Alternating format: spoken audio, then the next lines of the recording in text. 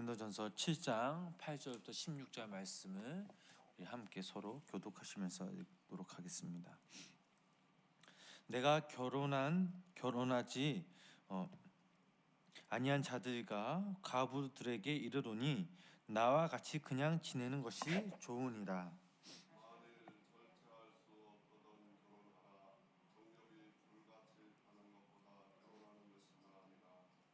결혼한 자들에게 내가 명하노니 명하는 자는 내가 아니요 주시라. 여자는 남편에게서 갈라서지 말고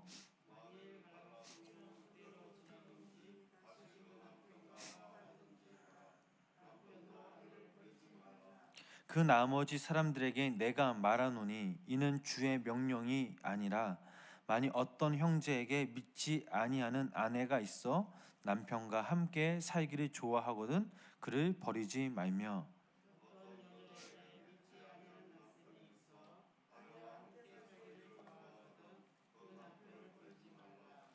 믿지 아니하는 남편이 아내로 말미암아 거룩하게 되고 믿지 아니하는 아내가 남편으로 말미암아 거룩하게 되나니 그렇지 아니하면 너희 자녀도 깨끗하지 못하니라. 그러나 이제 거룩하니라.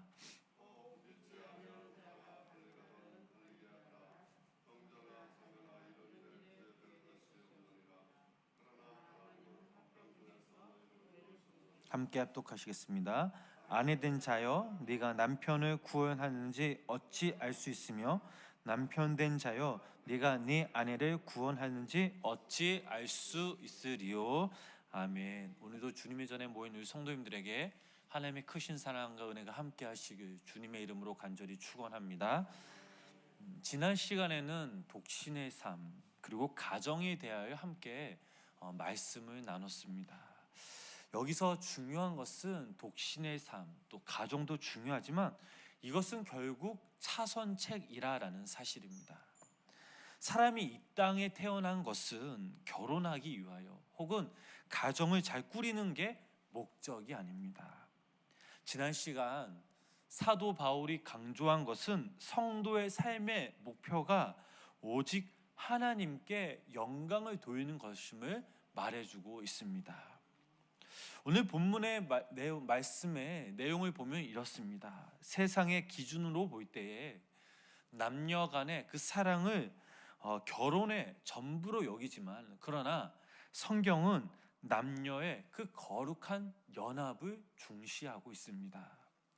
바울은 그리스도인 부부가 갈라서지 말아야 하는 것이 바로 주의 명령이라고 이렇게 못 박았습니다.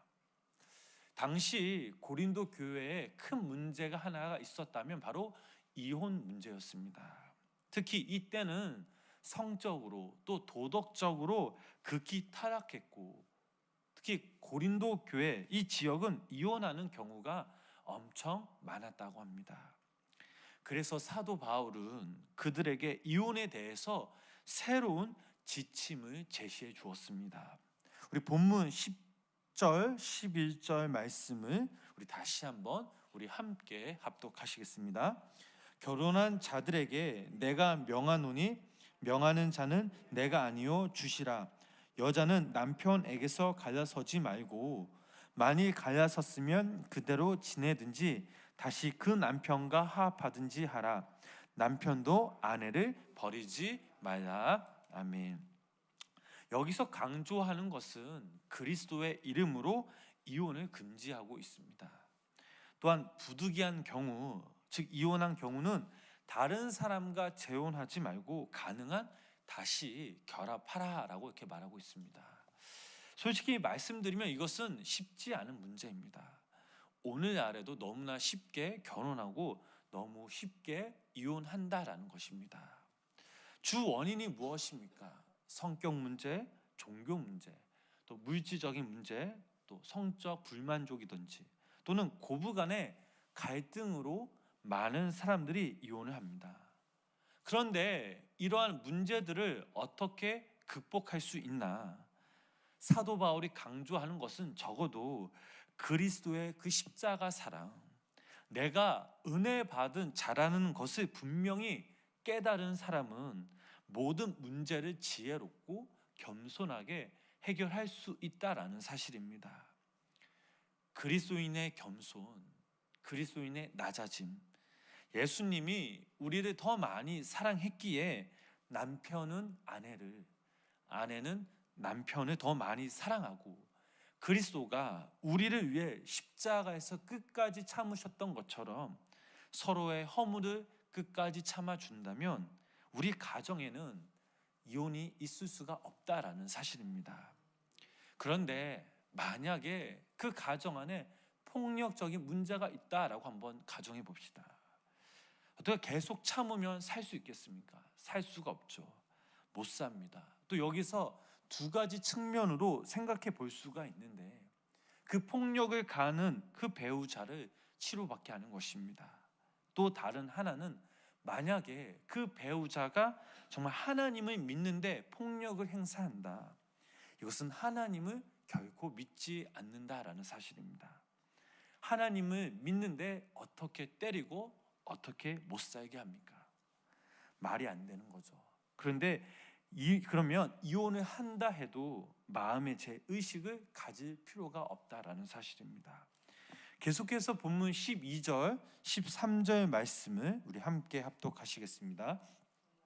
그 나머지 사람들에게 내가 말하노니 이는 주의 명령이 아니라 만일 어떤 형제에게 믿지 아니하는 아내가 있어 남편과 함께 살기를 좋아하거든 그를 버리지 말며, 어떤 여자에게 믿지 아니하는 남편이 있어 아내와 함께 살기를 좋아하거든 그 남편을 버리지 말라. 아멘. 예를 들면 이런 것입니다. 어떤 믿는 사람이 믿지 않은 사람과 결혼을 했습니다. 일단 결혼을 했고 또 했으면 이것을 바로 하나님의 뜻으로 여겨야 합니다. 이제부터 하나님의 뜻을 찾고 또 하나님 그 뜻 가운데 하나님 그 말씀을 붙잡고 하나님을 세워 나가야 합니다. 사실 그리스도인의 결혼의 기준을 보면 신앙이 전제 조건이 되어야 합니다. 이왕 결혼하는 거 신앙이 맞으면 더 좋겠죠. 행여나 믿지 않은 사람과 결혼을 했다면 또한 이것은 결코 쉽지 않은 길임을 알 수가 있습니다. 사람의 마음을 내 마음대로 할 수 없기 때문입니다. 꼭 믿게 된다라는 보장이 없습니다. 어찌 보면 그 한 사람을 위해 예수 믿게 하겠다고 애쓰다가 5년 또 10년 또는 수십 년이 흐를 수가 있습니다. 믿는 것만큼은 내 마음대로 하지 못합니다. 그러나 하나님을 믿는 한쪽으로 인해 믿지 않는 남편이나 아내가 구원받을 수 있고 또한 거룩한 하나님의 자녀가 될 수가 있습니다. 믿는 남편과 아내가 믿지 않는 남편을 위해 또 아내를 위해 눈물로 기도하고 씨를 뿌릴 때에 기쁨으로 단을 거둘 수 있음을 성경은 말하고 있습니다. 축복은 우리의 눈물이 잔에 그 넘치기 시작할 때 임하게 되는 것입니다. 믿지 않는 그 남편과 아내가 계십니까? 여러분 더욱더 간절히 기도하시기 바랍니다. 그리고 더욱더 그 인내로 남편과 또 아내를 위해 또 자녀를 위해 희생할 때에 하나님께서 한 영혼을 주님의 전으로 인도하실 줄 믿으시기를 바랍니다. 계속해서 우리 마지막으로 14절 말씀을 보면 우리 함께 14절 말씀 우리 함께 읽어보시겠습니다. 믿지 않은 남편이 아내로 말미암아 거룩하게 되고 믿지 아니하는 아내가 남편으로 말미암아 거룩하게 되나니 그렇지 아니하며 너희 자녀도 깨끗하지 못하니라.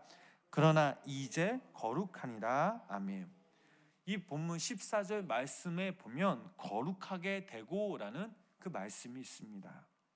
안 믿는 남자라도 또 믿는 여자와 살면 반대로 안 믿는 여자라도 믿는 남편과 사는 것을 좋게 여기고 절대로 헤어지지 말라라고 여기고 있습니다. 왜냐? 이 가정이 바로 거룩하기 때문입니다. 오늘날 새벽 예배 나오시는 분들 중에 아니 생명나무교회 나오시는 분들 중에는 또 남편을 위해 또 아내를 위해 혹은 믿지 않은 그 자녀들을 위해 기도하시는 분들이 있습니다. 가족의 구원을 위해 얼마나 기도하시겠습니까? 이것이 바로 거룩한 것이라는 것입니다. 설상 가족이 잘못된 길을 간다 해도 그 길을 갈 수가 없습니다. 왜 그렇습니까? 그 누군가 가족 중에 그 가족들을 위해 기도하는 한 사람이 있기 때문입니다. 남편을 위하여, 아내를 위하여, 또 자녀들을 위하여, 또 어머니가 늘 기도하는 그런 가정들이 있기 때문에 그 가족은 절대 다른 길로 갈 수가 없습니다. 그래서 오늘 본문 14절 말씀을 보면 거룩하니라 라고 이렇게 합니다. 영적으로 거룩하기에 여기서 영향력이 나타나게 됩니다.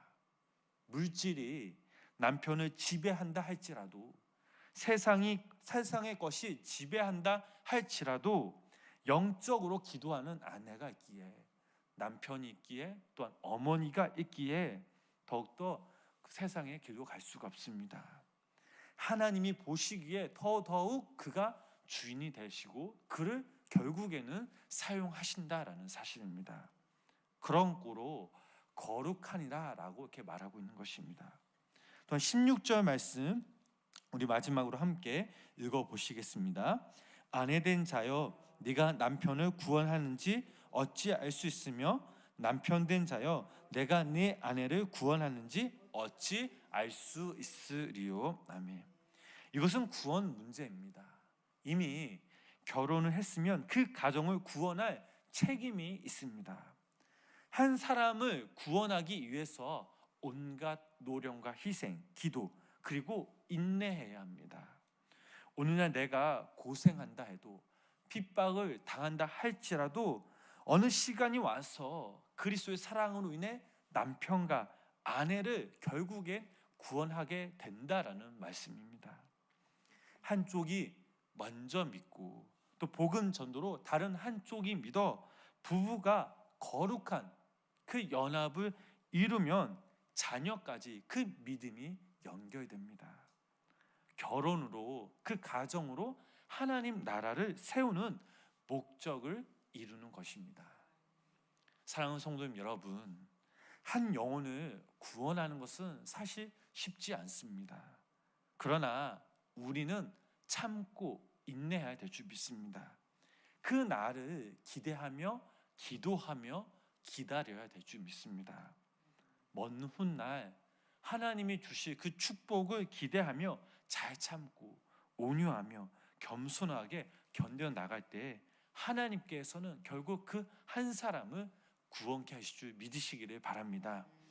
남편을 구원하게 되고, 아내를 구원하게 되고, 자녀를 구원하게 되고, 가정을 이끌어 나가는데 더 큰 사명감으로 더 높은 신앙적 차원을 계속 우리는 이뤄나갈 수가 있습니다.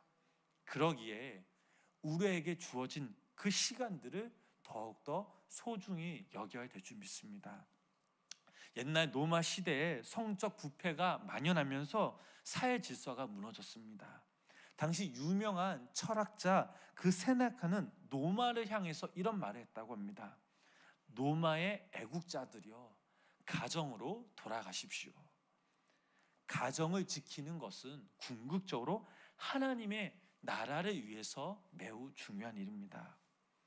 부부는 무엇보다도 서로의 영혼 구원과 복음 전파를 위해 또 부부 사이에 의무를 다해야 합니다.